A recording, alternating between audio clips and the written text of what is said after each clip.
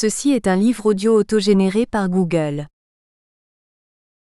Collection Espace interculturel. Dirigé par Emmanuel Jovelin et Claudio Bolzman. La conjoncture mondiale dans laquelle nous vivons rend la question des contacts et des relations entre les cultures plus actuelle que jamais. Espace interculturel. Collection de l'Association pour la recherche interculturelle, ARIC, créée en 1995, vise à prendre place dans la confrontation d'idées et des débats actuels en privilégiant les perspectives pluridisciplinaires. Elle publie des travaux de qualité présentant des descriptions et analyses de recherche interculturelle, des articulations entre recherche et pratique, des réflexions théoriques, des synthèses, des monographies et des actes des congrès et colloques de l'ARIC. La collection publie des travaux traitant des thèmes suivants. Les phénomènes liés au contact entre les groupes socio-culturels, les conditions d'existence des sociétés multiculturelles, l'articulation entre les différents niveaux d'approche et également de la confrontation internationale des points de vue, des théories et des pratiques, les contacts entre personnes ou entre groupes sociaux se réclamant de cultures différentes et processus de changement individuel et collectif résultant de ces contacts au sein d'une société ou un État, ou entre société et État, etc. Comité de lecture. Claudio Bolzman, Haute École spécialisée de Suisse occidentale, Genève, Suisse. Nicole Carignan, Université du Québec, Montréal. Hélène Costa Fernandes, Université de Recife, Brésil. Anna Elia, Université de Calabria, Italie. Jean Foucard, Haute École européenne Charleroi, Belgique. Théogène GAKUBA, Haute École spécialisée de Suisse occidentale, Genève, Suisse. Aline Gohard, Université de Fribourg, Suisse. Emmanuel Jovelin, Université de Lorraine, France. Mourad Kahloula, Université d'Oran, Algérie. Abirit Karkun, Université Nehru, Inde. Mohamed Lalou, Université de Lyon, France. Chirine Mekidesh, Université d'Alger, Algérie. René Moukonkolo, Université de Tours, France. Fatima Moussa Babassi, Université d'Alger 2, Algérie. Tania Oguet, Université de Fribourg, Suisse. Edi Saïdi, Université catholique de Lille, Institut social Lille-Vauban. Fabienne Tanon, Reims, Lyon. Gina Thesee, Université du Québec, Canada. Michel Vatz Laroussi, Université de Sherbrooke, Canada. Les auteurs. Ariadna Alonso est anthropologue, membre du groupe de recherche Enfance et Famille dans des environnements multiculturels, de la Fondation Pertare Université Ramon Llull de Barcelone. Elle a fait partie des chercheurs du projet CONRED sur les mineurs non accompagnés en Europe. Jacqueline Baba est avocate, titulaire d'un baccalauréat en psychologie et philosophie et d'une maîtrise en études sociales appliquées de l'Université d'Oxford, ainsi que d'un diplôme en droit du College of Law de Londres.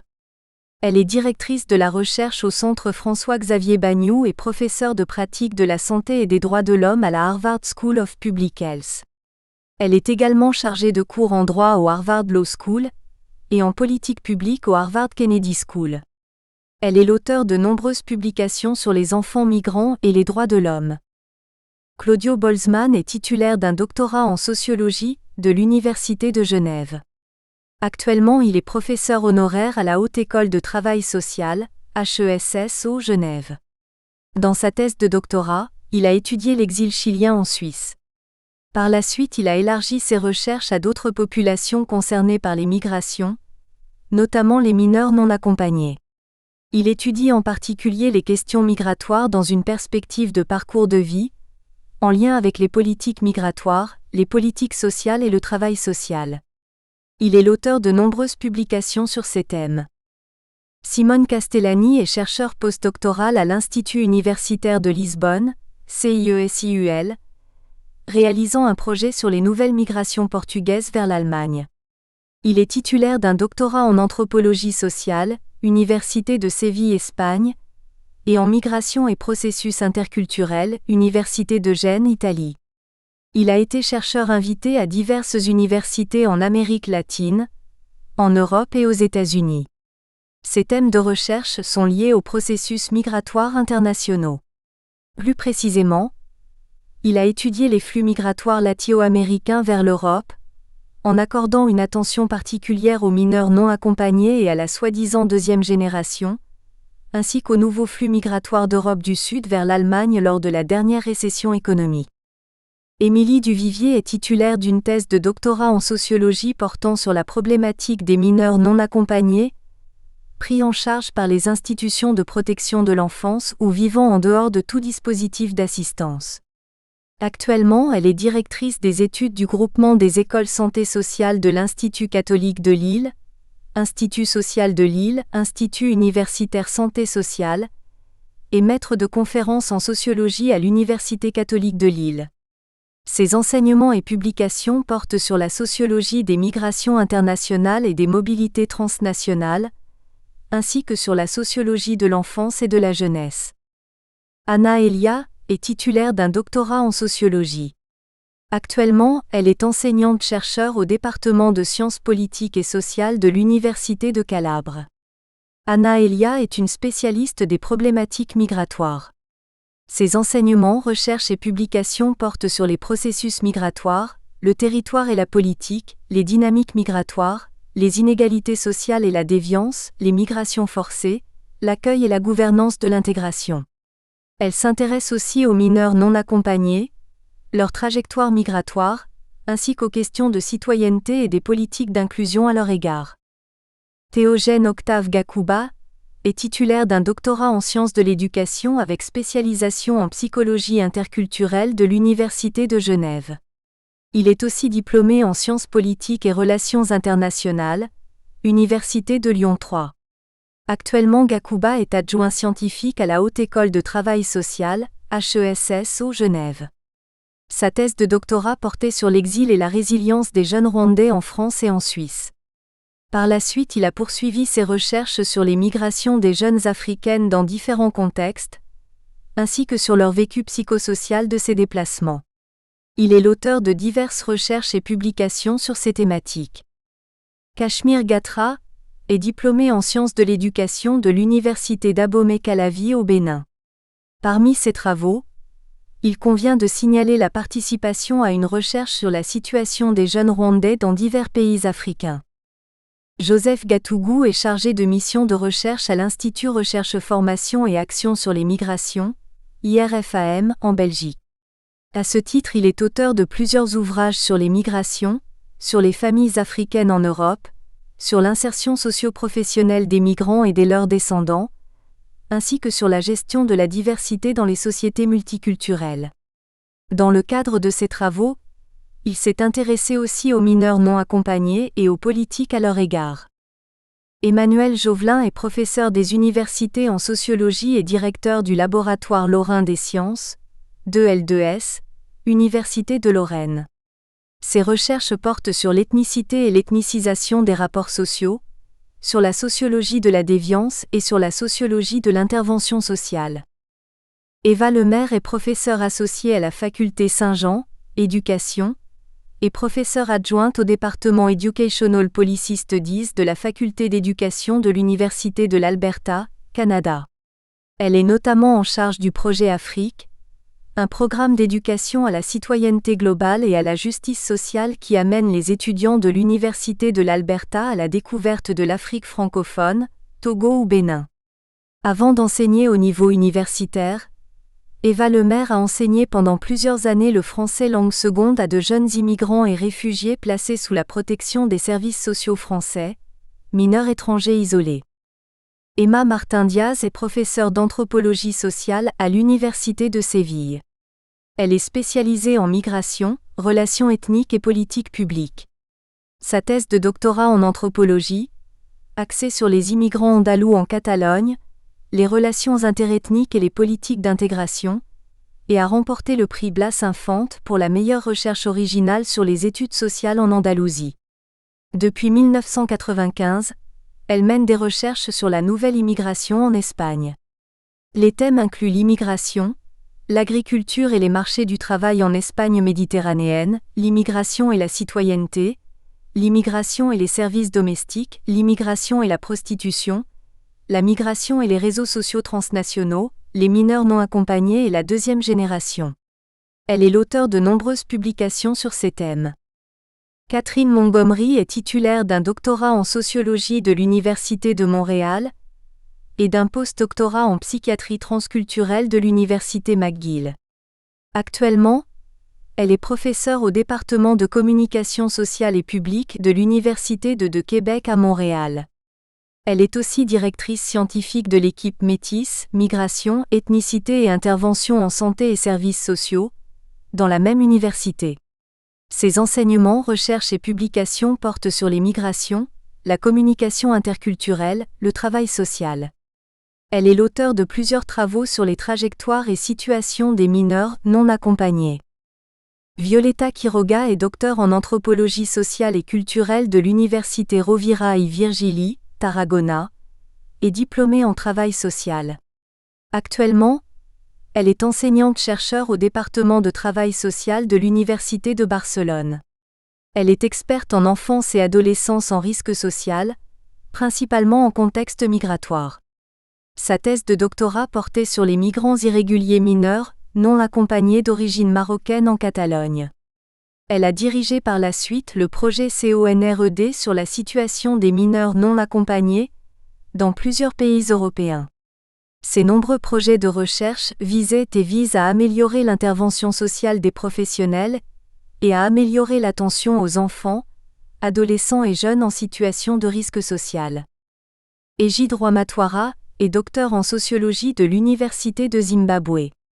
Ses thèmes de recherche portent sur les migrations forcées et l'exil, le développement durable, la justice sociale et les droits humains en Afrique. Il est l'auteur de diverses publications dans ces domaines. Mouska Sanguine est titulaire d'un bachelor en travail social de la Haute École de travail social de Genève. Actuellement, elle travaille comme éducatrice sociale dans le cadre de l'aide aux migrants de l'Hospice général de Genève. Elle s'intéresse aux problématiques migratoires et à leurs effets sur les conditions de vie des personnes concernées, en particulier les mineurs non accompagnés. Suzanne Schmidt est journaliste. Elle est co-auteure avec Jacqueline Baba de l'importante étude sur les mineurs non accompagnés aux États-Unis, Seeking Asylum Alone, Unaccompanied and Separated Children and Refugee Protection in the US Cambridge, MA, The Harvard University Committee on Human Rights Studies. Introduction. Claudio Bolzman, Emmanuel Jovelin, Catherine Montgomery, avec la collaboration de Mouska Sanguine. On les appelle mineurs non accompagnés, mineurs isolés ou encore enfants séparés. Ces différentes dénominations traduisent la difficulté à saisir la complexité des situations qu'ils vivent, même s'ils ont en commun le fait d'être âgés de moins de 18 ans et d'avoir migré vers d'autres États sans un adulte qui soit responsable d'eux, soit par la loi ou par la coutume.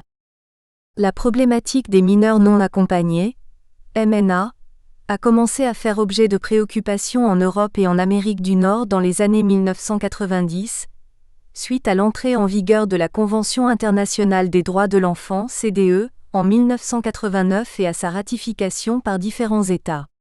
Jusque-là, on ne distinguait pas clairement les migrations d'adultes de celles de mineurs. Par ailleurs, l'entrée en vigueur de la CDE intervient dans un contexte caractérisé par l'intensification des migrations suite à la fin de la guerre froide et à des déstructurations socio-économiques liées aux formes prises par la mondialisation.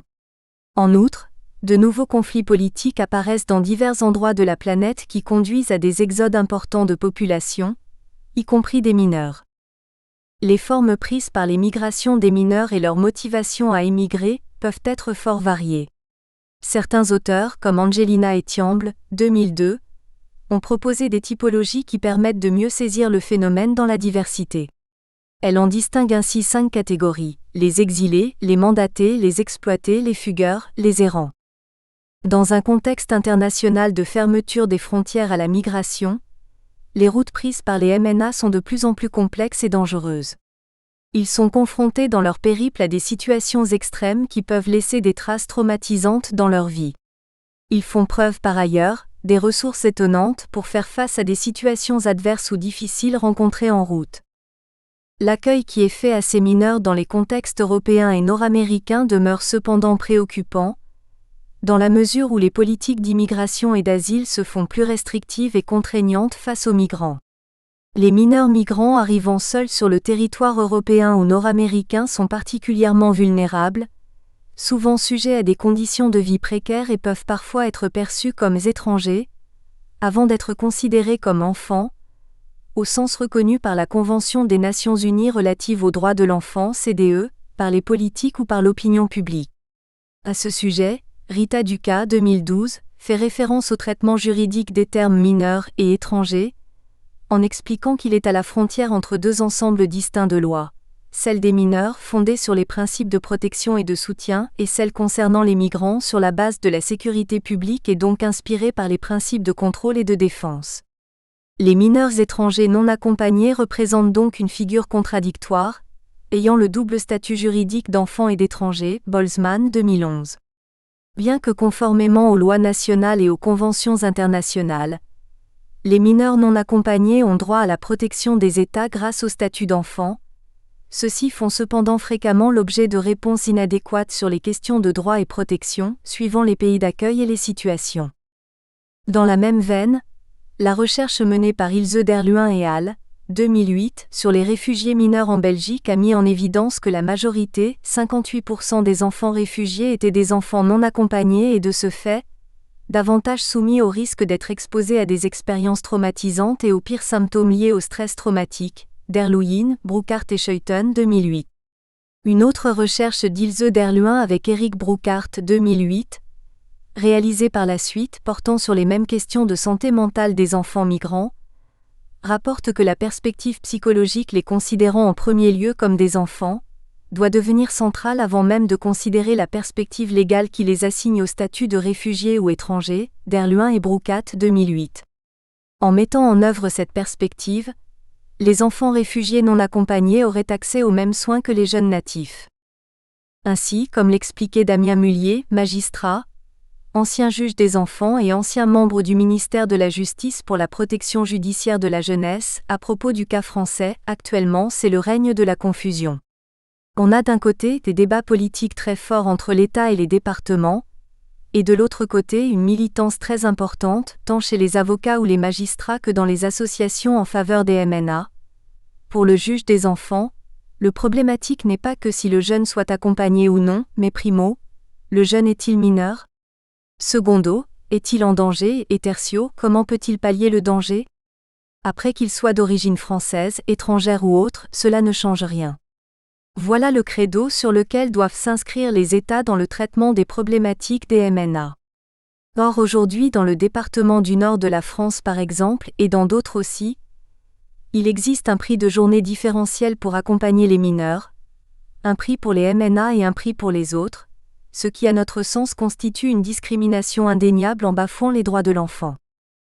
La question de la reconnaissance de ces enfants est donc centrale afin d'éviter qu'ils soient assimilés à l'autre et privés de leurs droits. Dans ce dernier cas, ils pourraient présenter un risque de développer des psychopathologies ou des troubles psychiatriques dus aux symptômes post-traumatiques liés au changement culturel, à la solitude, aux sévices subis lors de leur parcours migratoire, à l'incertitude extrême quant à l'avenir et ainsi être maintenus dans leurs conditions précaires tant sur le plan matériel que sur le plan psychique. Les éléments d'instabilité juridique et la fragilité sur le plan mental des mineurs migrants les installent dans des conditions de vulnérabilité. Cela concerne autant les mineurs demandeurs d'asile que ceux qui ne le demandent pas. Le rapport « Politique, pratiques et données statistiques sur les MNA dans les États membres de l'UE et en Norvège » avait souligné l'incomplétude des données statistiques à l'échelle européenne concernant les MNA non demandeurs d'asile politique, parce qu'ils sont plus difficiles à suivre. Les éléments statistiques concernant la progression du nombre des MNA montrent les difficultés auxquelles le monde est confronté. Rien qu'en Europe, en 2015, Eurostat avait publié des chiffres assez impressionnants puisqu'entre 2008 et 2013, on dénombrait entre 11 000 et 13 000 MNA. Et en 2014, ce chiffre était de 23 000 MNA et en 2015, il a quadruplé, atteignant le chiffre de 88 300. Malgré les débats importants sur la thématique des MNA, il s'avère nécessaire de disposer de plus de connaissances sur la problématique, afin de mieux comprendre les enjeux auxquels sont confrontés ces mineurs. Il s'avère également nécessaire de situer la problématique non seulement dans le contexte européen, mais dans une perspective internationale plus large.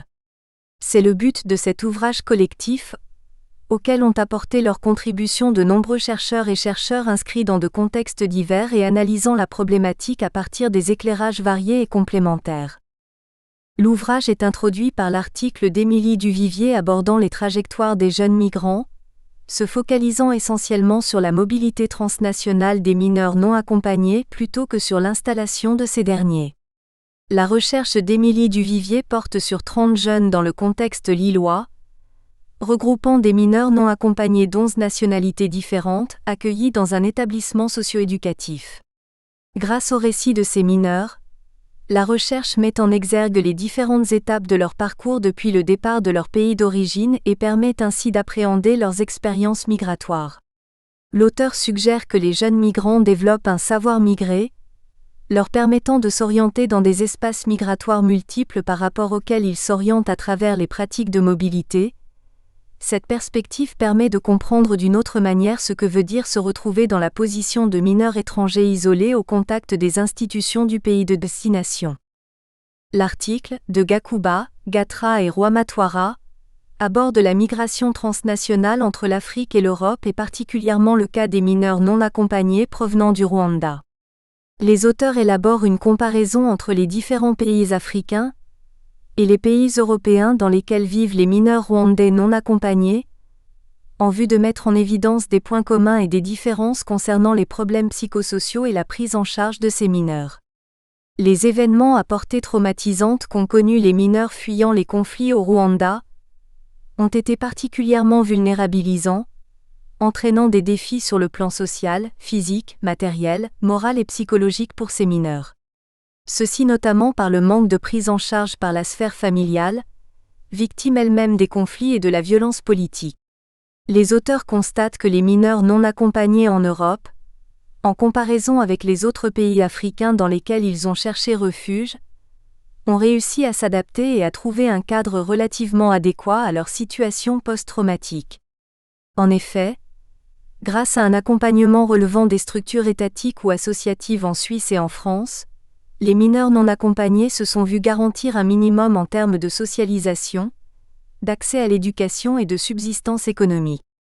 Ceci n'est pas le cas pour les mineurs non accompagnés réfugiés au Congo et au Bénin, confrontés aux difficultés socio-politiques de ces deux pays, lesquels ne peuvent que subvenir à leurs besoins vitaux. Malgré les différences, l'article montre que dans les deux contextes, européens et africains, il y a un manque d'encadrement social, la perte de l'environnement familial et un vide juridique quant à leurs conditions. Il en découle un sentiment de déracinement, ayant des répercussions sur la construction de leur identité, indispensable à la construction de la représentation d'un avenir meilleur. L'article d'Emmanuel Jovelin prolonge la réflexion et met en perspective les aspects juridiques et le durcissement face à la gestion de la migration des mineurs, affirmant que cette stratégie ne réduit pas la migration de ces derniers.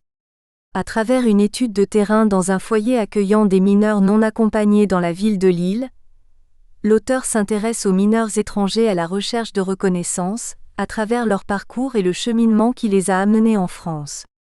Les raisons d'émigrer sont multiples: situation de conflit dans le pays d'origine, économique ou en quête de meilleures perspectives d'avenir, mais leur statut légal de sans-papiers sur le territoire d'accueil ne permet pas de légitimer leur périple. Selon l'auteur, cette condition contraste avec le discours des jeunes interviewés, voyant l'Europe comme un contexte où tout est possible et dont les opportunités seront généralement meilleures que celles du pays qu'ils ont quitté. L'auteur conclut que la régulation de l'immigration ne se résoudrait pas dans la multiplication des lois restrictives à l'entrée et au séjour des étrangers, mais plutôt dans une politique globale d'aide des pays occidentaux aux pays en développement. Les trajectoires migratoires des jeunes migrants amènent à se poser la question de la législation sur l'asile et de la protection du droit de l'enfant. Claudio Boltzmann analyse le cas des mineurs non accompagnés en Suisse, désignés plus précisément dans ce contexte en tant que requérants d'asile mineurs non accompagnés, RMNA. Il décrit une procédure d'asile et une prise en charge de ces mineurs assez proche de celle des adultes requérants d'asile. Ceci soulève des questions importantes sur le statut d'enfants et d'étrangers dans nos sociétés par rapport au traitement juridique et social de ces mineurs non accompagnés dans la procédure d'asile. Les restrictions juridiques posent ainsi des limites dans l'intervention des travailleurs sociaux quant à leur marge de manœuvre, se retrouvant fortement restreints face aux démarches possibles, ou au fait que toutes les mesures mises en place pour soutenir les jeunes peuvent être remises en cause au moment de leur passage à la majorité. Leur transition à la vie adulte est ainsi prétéritée. Plus généralement, on peut constater que les RMNA par rapport à différents domaines d'accompagnement ne sont pas traités de la même manière que d'autres mineurs, et que c'est leurs conditions de requérants d'asile qui prédominent. L'article présenté par Joseph Gatougou rend compte d'une étude portant sur la thématique des mineurs migrants, et dresse un portrait de la situation des mineurs étrangers non accompagnés, MENA, dans le contexte belge. Différentes phases peuvent être distinguées en lien avec l'accueil des MENA. Celles-ci passent par l'observation et l'orientation, l'accueil en structure collective et enfin l'hébergement stable ou accueil en autonomie encadrée. Bien que ces différentes étapes tentent de répondre aux besoins adaptés aux mineurs, l'auteur mentionne les limites des institutions belges face à la problématique des MENA. Il met en relation ces limites avec le manque de structures d'accueil, la longueur des procédures ou encore l'absence de système uniformisé d'enregistrement lors de leur arrivée. Les différentes vagues de migration en direction de l'Italie et les catastrophes impliquant des pertes humaines au large de l'île de Lampedusa ont tristement attiré l'attention de la situation des migrants essayant de gagner les portes de l'Europe. Le cas des mineurs isolés en Italie, exposé par Anna Elia, met en exergue les processus d'inclusion-exclusion sociale d'un accueil qui pourrait être qualifié d'inachevé. L'auteur souligne l'absence de structures de protection des mineurs et les carences d'un système d'information sur les droits de ces mineurs, et sur la possibilité de présenter une demande d'asile aux abords des frontières. À travers la réalisation d'entretiens, les résultats relevés par l'auteur amènent à constater que les modalités d'accueil des institutions nationales, des administrations locales et des organisations territoriales à but non lucratif, présentent d'importantes ambiguïtés, aussi bien sur le plan de la tutelle que sur les possibilités d'inclusion sociale pour ces jeunes migrants sur le territoire italien. L'article de Violeta Quiroga et Ariadna Alonso expose une réflexion sur le phénomène des mineurs isolés en Espagne. Définis comme mineurs migrants non accompagnés, MMNA, ceux-ci sont soumis à la procédure de placement et de gestion des institutions régionales ou nationales. Une fois entamée, la procédure d'accueil d'un mineur comporte 5 mesures de protection que les régions peuvent appliquer. Placement en famille élargie, accueil en établissement, rapatriement, retour volontaire et mesures exceptionnelles, demande d'asile et plainte d'un mineur à une organisation migratoire. Une des problématiques, relevées par les auteurs, est celle des mineurs invisibles, c'est-à-dire non enregistrés et donc soumis à de plus fortes chances de basculer dans des réseaux criminels ou d'exploitation, faisant essentiellement référence aux réseaux de prostitution et donc la détection se fait plus difficilement par les autorités et groupes associatifs de protection de l'enfance. La présentation de la situation générale des mineurs non accompagnés dans le contexte espagnol développé dans l'article précédent conduit à approfondir la question de la situation légale et de l'insertion sociale dans le même contexte.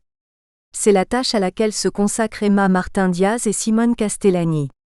Les deux auteurs abordent la question de la stratégie migratoire des mineurs en quête de stabilisation économique, par le biais de l'accès à la formation et à la vie professionnelle. Selon les auteurs, les mineurs non accompagnés font les frais d'un système capitaliste global générateur d'inégalités entre les États du Nord et du Sud, et seraient ainsi contraints de chercher à s'en sortir dans des États qui leur permettraient de soulager la condition d'exclusion sociale et économique qui sévit dans leur pays d'origine. Une autre problématique se joue autour de la criminalité des mineurs, à majorité masculine, non accompagnés et des enjeux politiques domestiques. Ces jeunes sont présentés comme des mauvais immigrés, sur la base d'une criminalisation biaisée par les mêmes stéréotypes que pour les immigrés masculins adultes.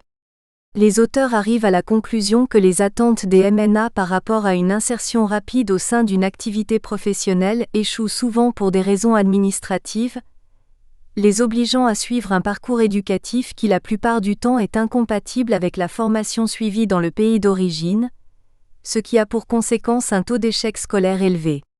Cette situation les amène à être confrontés au monde du travail, et ils doivent affronter des situations de préjugés du monde professionnel qui, en plus du fait qu'ils soient étrangers, les considèrent comme irresponsables, de par leur jeune âge. L'article suivant, écrit par Jacqueline Baba et Suzanne Schmidt, aborde la situation états-unienne à partir d'une analyse critique de l'approche gouvernementale américaine. Intitulé De Kafka à Wilberforce, état des faits de l'approche gouvernementale américaine envers les enfants mineurs non accompagnés. L'article met en exergue l'adoption d'une nouvelle législation après la publication d'un rapport précédent 2006, qui cible les aspects les plus abusifs de la pratique migratoire actuelle, s'intitulant le William Wilberforce Trafficking Victims Protection and Reauthorization Act, TVPRA. Les auteurs se questionnent sur l'efficacité de la nouvelle législation établie en plusieurs étapes de procédure, en tentant de documenter l'un des changements les plus significatifs aux politiques et pratiques à l'égard des enfants migrants aux États-Unis, depuis la publication du rapport. Des changements importants ont été mis en place tels que les formes de détention des mineurs, le contrôle face au trafic humain, ou encore d'autres réformes procédurales importantes qui améliorent l'accès à l'asile pour les enfants. La situation des mineurs isolés au Canada exposée par Catherine Montgomery relate les profils et les possibilités des mineurs isolés qui aboutissent en sol canadien, en y exposant les forces et lacunes des structures d'accueil en place et le vécu des jeunes qui cheminent à travers ces structures. Bien que la prise en charge des mineurs non accompagnés incombe aux différentes provinces, il n'existe pour le moment pas de politique nationale visant la protection des mineurs isolés. Cet état de fait instaure une logique de fragmentation entre la responsabilité de l'immigration au niveau du gouvernement fédéral d'une part, et la protection de l'enfance qui relève des gouvernements provinciaux de l'autre. Les différentes provinces se chargent d'accomplir les étapes de l'établissement de ces mineurs, c'est-à-dire l'accès aux ressources comprenant l'hébergement, le suivi psychosocial, l'inscription scolaire, l'aide juridique et l'accompagnement dans les démarches d'immigration. Bien que les structures mises en place sont en constante amélioration pour favoriser l'intérêt de l'enfant, le passage de mineurs isolés dans les structures d'accueil canadiennes est façonné dans cette tension récurrente entre une logique de protection et une logique visant à contrôler les flux migratoires. Cette tension reflète notamment la division de pouvoirs fédéraux provinciaux, qui crée une distinction nette entre les responsabilités canadiennes en matière d'immigration et en matière de la protection de l'enfance. Le dernier article d'Eva Lemaire nous amène à la question de l'intégration scolaire des mineurs étrangers séparés, en menant une étude comparative entre les contextes français et québécois. L'objectif de la recherche étant d'observer les enjeux que revêt la scolarité dans chacun des deux pays, les possibilités pour ces enfants d'accéder à une éducation formelle, la pertinence de la scolarisation proposée eu égard au profil scolaire de ces adolescents, leur ressenti face à leur scolarité ainsi que leur réussite effective dans le système scolaire. Les résultats montrent qu'à différents niveaux, l'accès à la formation et à la scolarité se heurte aux limites des enjeux politiques et économiques. Les principaux résultats amèneront à considérer des différences au niveau des choix professionnels et du niveau scolaire, expliquées par les ressources disponibles lors de la prise en charge de ces derniers afin de concilier éducation et immigration. Cet ouvrage, même si les articles datent un peu, réunit et synthétise des informations inédites, souvent uniques, sur les situations légales et concrètes des mineurs accompagnés dans divers pays et pose la question fondamentale de la protection des enfants dans le monde. Nous avons souhaité publier ces contributions afin que le lecteur puisse mesurer l'ampleur de la mondialisation des phénomènes des mineurs non accompagnés, et ses enjeux. Qui doit-on protéger comme enfant ?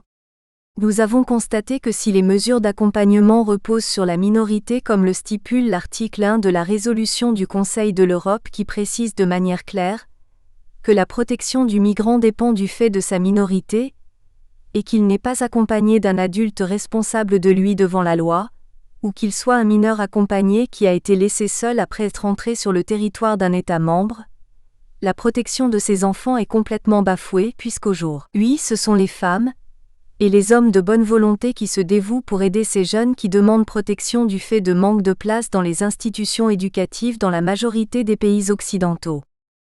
Références bibliographiques. Holzman, c'est 2011. Les mineurs non accompagnés en Suisse, demandeurs d'asile ou enfants exilés?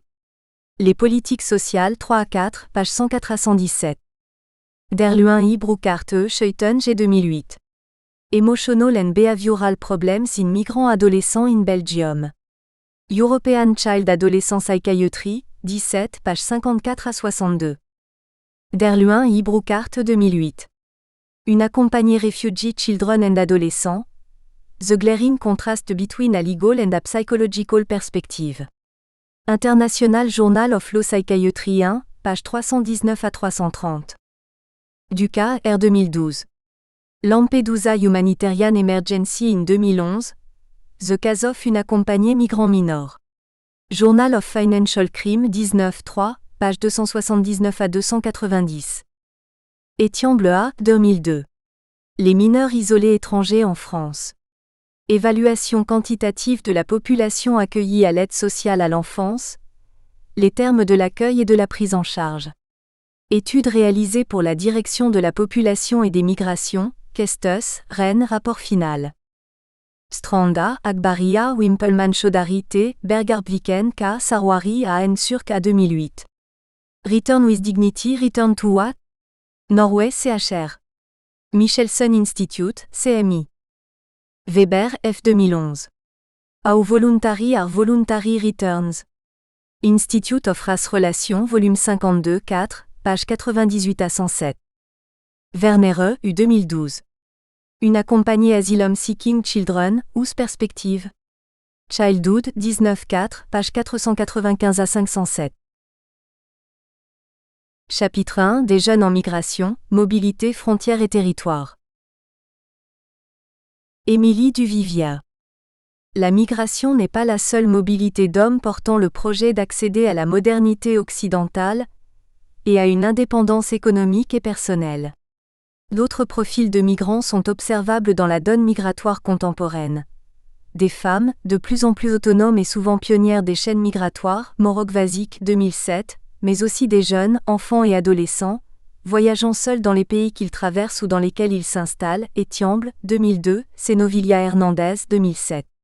Devenue visible et prise au mot à partir des années 1990, la migration des mineurs a progressivement été érigée en problème social sur lequel le politique devait agir. Entreprendre l'étude de l'expérience migratoire de ces jeunes, désignés en France sous la catégorie de mineurs étrangers isolés, peut donc s'avérer une démarche complexe à mener tant cette question a pu faire l'objet d'un traitement politico-médiatique contribuant à alimenter le flot des représentations et analyses. En tant que mineurs, ils sont le plus souvent appréhendés comme des jeunes qu'on déplace, contraints à l'exil et victimes des calculs que les adultes auraient élaborés à leur insu. En tant qu'étrangers, ils sont coupables d'avoir émigré. Si ces représentations ne donnent bien évidemment qu'une vision imparfaite et très simplifiée de la réalité des situations, elles freinent également la possibilité de percevoir les ressources dont disposent ces jeunes migrants, ressources qu'ils mobilisent et que l'expérience migratoire accroît. En dépit de leur jeune âge, ceux-ci développent des savoirs migrés qui leur permettent de s'orienter dans les espaces migratoires au sein desquels ils évoluent. C'est autour de cet axe reliant mobilité, frontières et territoires que je tenterai d'appréhender le parcours de ces nouveaux acteurs des migrations internationales. Considérant que la mobilité internationale de ces mineurs isolés participe au renouvellement du fait migratoire contemporain dont les contours demeurent instables, fluides et dynamiques, il m'importait de rendre compte de ce mouvement dans l'analyse proposée ici. Le regard porté sur le déplacement de ces jeunes migrants m'amènera à interroger leur mode de circulation entre les différents espaces nationaux et les liens qu'ils construisent sur les routes de la migration. Cet article s'appuie sur les récits de jeunes migrants isolés accueillis dans un établissement socio-éducatif de la métropole lilloise, dans le nord de la France. Partant d'une cohorte de 30 mineurs, ma démarche a consisté à reconstituer leurs itinéraires et à mettre en évidence les différentes étapes de leur parcours depuis leur départ de leur pays d'origine. Mon propos ne sera donc pas essentiellement centré ici sur les raisons du départ, ni sur les modes de protection et d'assistance de cette population mise en œuvre par le pays d'accueil. Pour appréhender leur expérience migratoire, je me propose plutôt de déplacer les termes de l'analyse en essayant de dépasser la dichotomie départ-arrivée pour comprendre quelles sont les pratiques de mobilité développées par ces mineurs migrants, devenus mineurs étrangers isolés au contact des institutions. Mobilité juvénile dans un monde en migration. Des logiques migratoires complexifiées. La mondialisation des échanges, des techniques de communication, et la mobilité croissante des individus, contribuent aujourd'hui à apporter une dimension inédite aux migrations internationales. Ces mouvements de population, qui révèlent les déséquilibres géopolitiques et géoéconomiques mondiaux survenus depuis la fin des années 80, attestent également d'une considérable transformation du paysage migratoire contemporain. De nouveaux courants sont progressivement apparus à l'échelle de la planète, sous l'effet de différents moments de rupture et de changements profonds tels que la chute du mur de Berlin et l'ouverture à l'Est, l'émergence des pays d'Asie du Sud-Est et de la Chine et la multiplication des conflits régionaux dans le globe. Garson et Dumont 2004 page 16. Le nombre des nationalités concernées par la circulation migratoire augmente ainsi considérablement au même titre que les types de flux pouvant être identifiés. Ceci ne signifie pas que les couples migratoires étroitement liés à l'histoire coloniale des pays aient disparu, mais ceux-ci semblent avoir perdu de leur force au profit d'une diversification croissante des zones de départ. Castles, 1998. La complexité des mouvements migratoires actuels se trouve donc caractérisée par une série d'éléments tels que la diversité de la nature des migrations, l'élargissement de l'origine des migrants, la persistance voire la croissance des flux dans un monde en voie de globalisation. Du point de vue des acteurs, il importe également de souligner que d'autres spécificités se dégagent.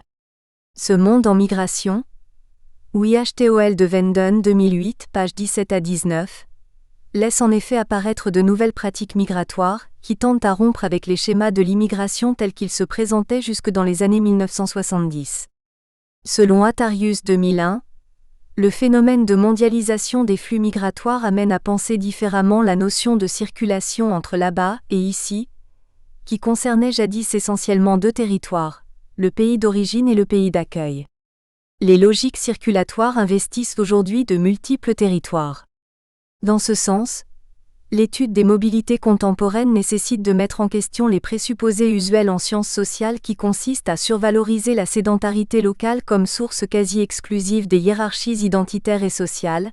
Missaoui, 2007 page 206. S'il y avait autrefois celui de là-bas et celui d'ici, il importe donc également aujourd'hui de prendre en compte celui qui passe, dont l'identité s'affirme dans la mobilité. C'est autour de différents concepts, tels que territoire circulatoire, champ migratoire, système migratoire, réseau, etc., qui dressent les contours des paradigmes de la mobilité, que la complexité des phénomènes liés à la circulation des migrants apparaît à présent plus saisissable. Doré, Illy, Maming, 1998 page 3. Alors que le déplacement migratoire n'apparaissait pas ponctué d'étapes auparavant, on observe en effet des chemins plus sinueux dans les itinéraires, des arrêts, transit ou retour en arrière. C'est Arabe 2008, montre comment la notion de circulation migratoire peut se révéler particulièrement intéressante pour réfléchir les migrations internationales. La notion de circulation migratoire ne restreint pas le déplacement au seul acte de migrer. La migration n'est plus vécue comme une rupture ou une parenthèse, mais comme partie intégrante d'une organisation sociale. Entre les pôles d'installation se tissent des réseaux, sociaux, économiques, d'information, le plus souvent en parallèle à des filières qui animent l'espace migratoire international. Arabe 2008 page 21. Au-delà de la diversification croissante des profils tant en termes de genre, de qualification professionnelle ou d'âge, cette reconfiguration de la donne migratoire s'exprime ainsi à travers les temporalités du déplacement et les formes spatiales de la mobilité. Dans une recherche effectuée auprès des migrants africains au Maghreb, Claire Escoffier, 2008, analyse les communautés d'itinérance, au sein desquelles évoluent ces hommes, femmes et adolescents qui se déplacent pour rejoindre l'Europe. Le transmigrant a gardé des attaches avec son pays d'origine, il est en chemin. C'est un hôte temporaire qui traverse, transite, quitte ou s'attarde avec la triple obligation impérieuse de générer des ressources économiques, de créer du lien et de réussir le passage vers l'Europe. Ces migrants qui transgressent les frontières des États-nations élaborent de nouveaux itinéraires, de nouvelles stratégies dans le but d'atteindre les destinations traditionnelles ou trouver de nouveaux pôles d'arrivée. Un grand nombre de pays deviennent en effet aujourd'hui à la fois pays d'immigration, pays d'émigration et pays de transit. Ce sont donc des déplacements plus longs, plus complexes, ponctués d'étapes à durée variable et à l'issue souvent incertaine qui caractérisent le parcours d'un certain nombre de migrants qui aspirent à pénétrer la forteresse européenne. Dans un contexte de durcissement des politiques d'immigration, on observe en effet que les migrants internationaux en situation irrégulière sont amenés à développer d'autres formes de mobilité, des stratégies de contournement et d'évitement en réponse aux règles restrictives et interdits auxquelles ils se confrontent. Dans ce paysage fécond de mobilité plurielle, comment analyser le parcours des jeunes isolés? Quel sens donne-t-il à leur... Nous espérons que vous avez apprécié cet aperçu. Pour continuer à écouter ce livre audio sur Google Play Livres, utilisez le lien dans la description de la vidéo.